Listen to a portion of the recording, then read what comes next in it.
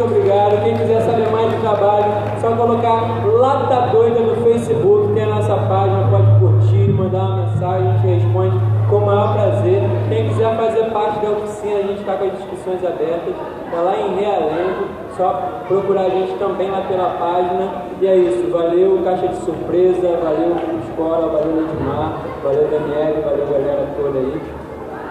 E é isso, agora a gente vai de verdade.